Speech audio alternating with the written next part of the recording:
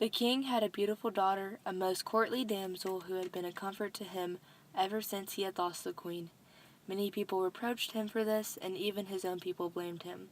When he heard that people were talking thus, he was very sad and disturbed, and began to consider how he could prevent anyone seeking his daughter's hand. Far and near he had it proclaimed that whoever wanted to win his daughter ought to know one thing for certain, that it was decreed and destined that he would carry her in his arms without resting up the mountain outside the town. When the news was known and had spread throughout the region, many made the attempt, but without success.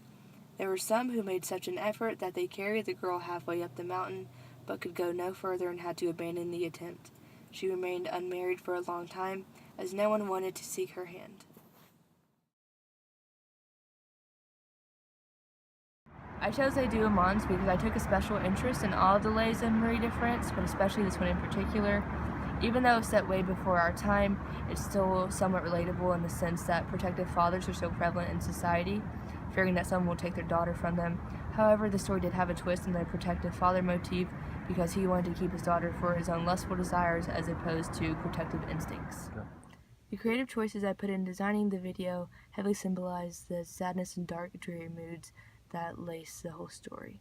The slow motion was added for dramatic effect, and the black and white symbolized death and sadness, the death of the princess's hope for love, as well as the death of her innocence. The light flash in the scene of the king coming to a conclusion was a metaphor for a light bulb going off when he discovered how he'd be able to greedily keep his daughter all to himself.